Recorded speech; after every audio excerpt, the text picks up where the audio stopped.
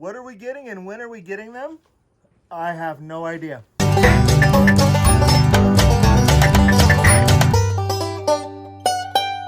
Hey y'all, it's Chris with Rockin Farm and we are getting livestock.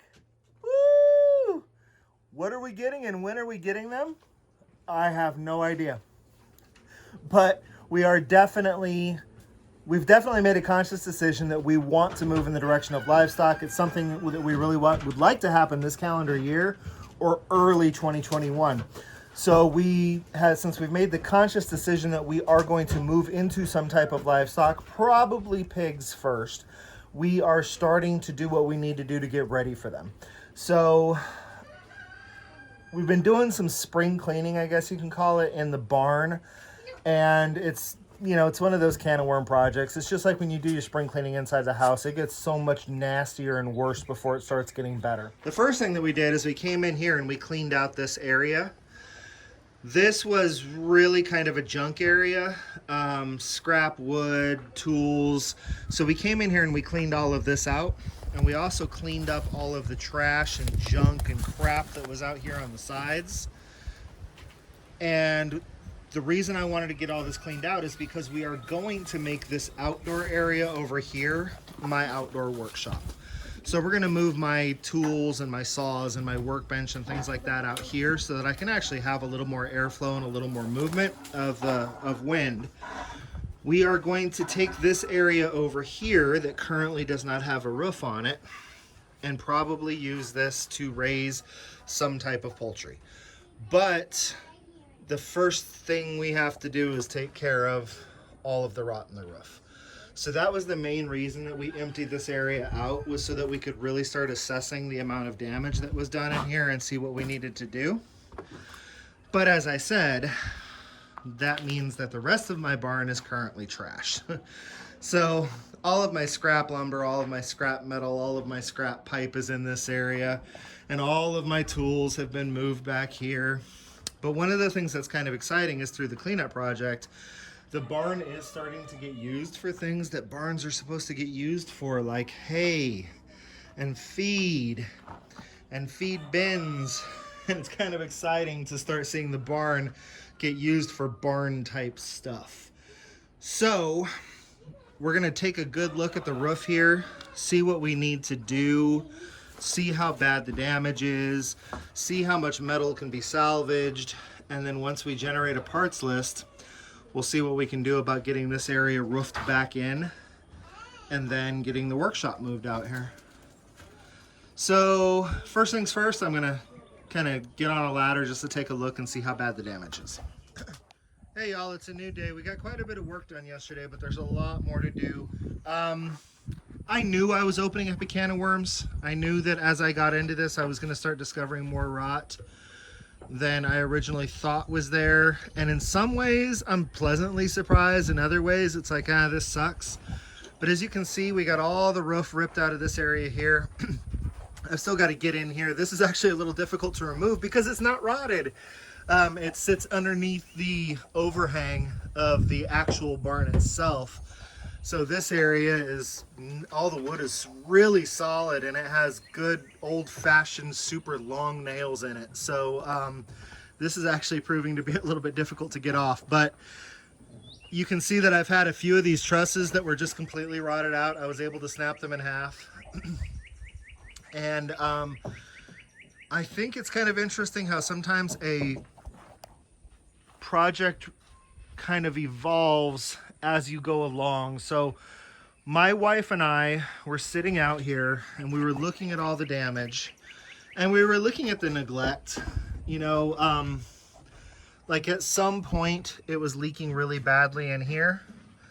So they spliced in a piece of 2x6, basically cut the 2x6 back to where it just sits on the rim here, and then spliced in a piece of 2x6 so that they could put new tin on, but didn't put any purlings or plywood back in. And that's for two of the trusses, but a whole bunch of the plywood.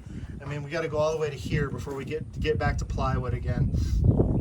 So if this is going to be my workshop, I want it done right. If this is going to be my workshop, I want it done right. But we don't have a ton of money. So what I'm going to do is I'm going to remove the lower pieces of tin all the way across because they're pretty damaged anyhow. Let me come over here. You know, you can see that snapped off right there, and they all kind of overhang by, you know, a good, gosh, 18 inches, which means that they're all curled up and warped and ripply.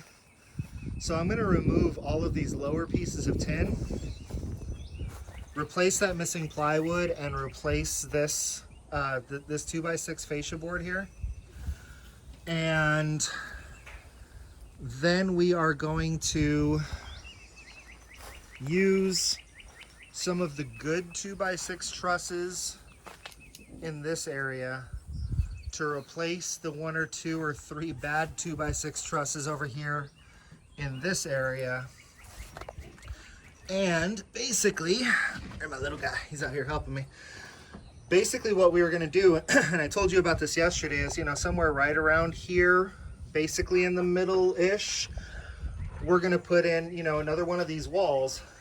And this is gonna be a livestock area because there's this little door right here that actually goes into one of my corrals inside my barn. My wife and I were talking about it, and we came up with the idea of, if we're gonna keep some type of livestock in here, whether, you know, sheep, goats, I don't know, whatever. We don't even know yet. We just want to get ready for livestock. But that inside the barn can be their dry area, which means that this area for right now doesn't need a roof. So we're going to scavenge parts, you know, like good 2x6s here. We're going to scavenge parts from this side to put them on my barn side, or my workshop side, and basically we are going to come over as far as we have materials for to replace and you know, because I am pulling some good plywood off of here, and I am pulling some good 2x6s out of here. So basically we're just going to start on that end over there, and we're going to work our way this way, scavenging from this side to repair that side, and we will come over as far as our materials allow. We'll go through all the tin and pull out the bad tin and cut bad spots off and do what we have to do. And as far as our materials will allow us to come over is how far we will come over. Then several feet, hopefully, under the new roof is where the new wall will be built. This will all be a livestock area that will be open air. And then the livestock that comes out here to enjoy open air can go in there to get warm and dry, etc. So the project kind of evolved because would I eventually like to re-roof this entire area? Yes, I would, but we'll get there when we can afford it. For right now, let's get me a workshop and get the barn cleaned out so that we can start moving livestock in. That's kind of our thought process. So the project is definitely evolving, and I'll keep you in the loop as I progress here. Wind's pretty bad out here, so hopefully everybody can hear me okay. I got all the tin off the top of this roof, which means that now I can see how bad it really is. It could be worse. So this post right here that got cribbed on really hard by horses, we're gonna have to replace that. And this joint right here, I mean, you can see how bad it is. Jack that joint up, which will get rid of that bow. So it's not, the roof is actually relatively straight, except for where we've got that sag right there. Those trusses are sagging really bad. But if I can get that joint back up and nailed onto a new post, then we're gonna have a nice straight roof. Let me see, I've got these 2 short trusses that instead of being replaced was like spliced into, and this rotted out truss right here. Those are going to need to be replaced with scavenged trusses from down there. So I need to replace 1 post, 3 trusses. That first piece of plywood and the piece of plywood up above it still need to come out. I'm trying to talk loud to talk over the wind, y'all. So those 2 sheets of plywood need to come out. I think what I'm gonna do, because these ends are kind of bad, is I'm just gonna, I mean, that's a 2.5 foot overhang. And I don't need that much. So I'm gonna cut these back about 6 inches and cut them back 6 inches all the way across so that I have nice clean wood, clean sturdy wood to nail a new soffit into. So new soffit, let me see, 1, 2.5, 4 sheets of plywood, which I probably have. And then take all the best tin and put it back on correctly with sheet metal screws that are actually designed for roofing. And I think I'll be able to get this back to a place where I can at least put my workshop in. And then at some point we will come in here, and right about where that post is where we'll put our wall going over to this wall. And I'm just gonna put in a wall like this, y'all.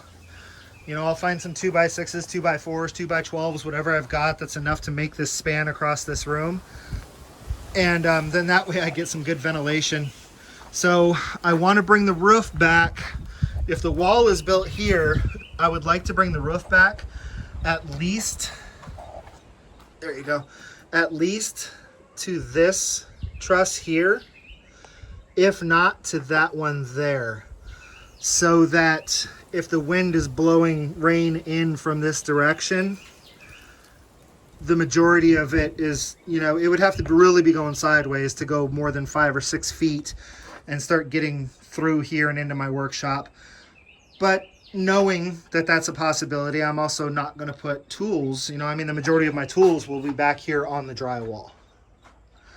I don't know, y'all. This project is developing as it's going. I'm just trying to get myself to a place to where my barn can be a barn used for the storage of implementation, farm work implements, and livestock and feed. And I don't have the money to build a shed to have a workshop and stuff, and there's power here in the barn. So this is what I'm going to do for now. I'm going to move my workshop out to here. Someday in the future, I'll build a nice, beautiful shed out there somewhere on the property and have power run to it and the whole 9 yards. And I'll have this gorgeous state-of-the-art workshop. But for right now, I'm just going to move my ghetto in the barn. Can't hardly breathe in here during the summer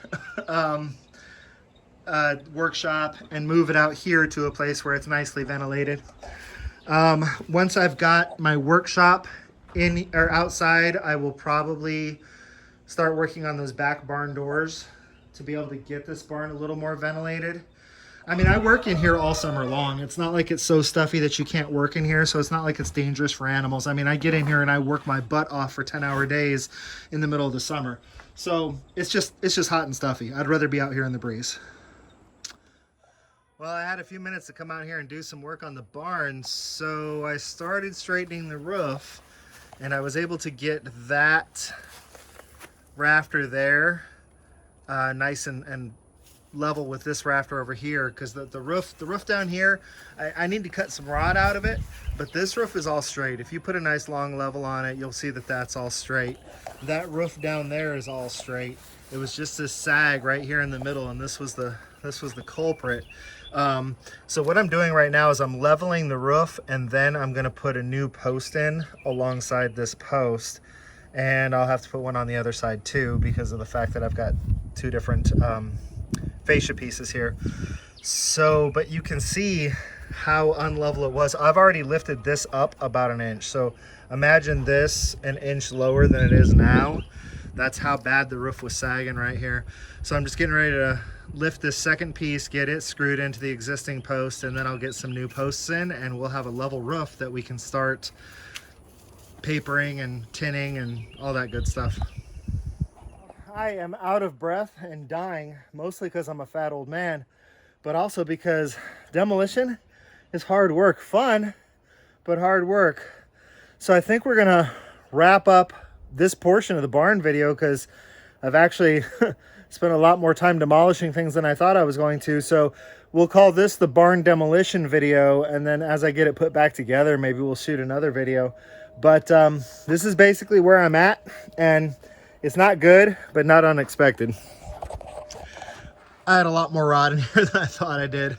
So I got all the rotten plywood removed. I'm gonna have to take these guys here and probably shorten them up about, I don't know, 3 or 4 inches just to get some rod out of the end of them as I put the plywood back on. Now the nice part about the plywood, there's some there. I've got a sheet here. This one's pretty much toast, but a lot of those, if I just cut the rotten spot out, like for example, this isn't a good example, but because it's painted, it is a good example. Let's say that this first portion right here, like that corner was all rotted out and that corner was all rotted out. Theoretically, if I cut that right down the middle of that line that's left by the 2x6, then I could take the rest of this sheet, throw it back up on the roof, and it just wouldn't span over as many rafters. Like I said, I use this as a visual example because I can see that's all rotted out there too. But the sheets underneath it, that's exactly what I'm thinking I can do. Instead of going over 5 rafters, maybe it's only going to go over 4. If I cut the rot out of even both ends in some instances, I can still use the middle of the plywood to span a portion of this. And then I've got some plywood in the barn, so I'm hoping that I don't have to buy a bunch of plywood. It would be really nice because plywood's expensive.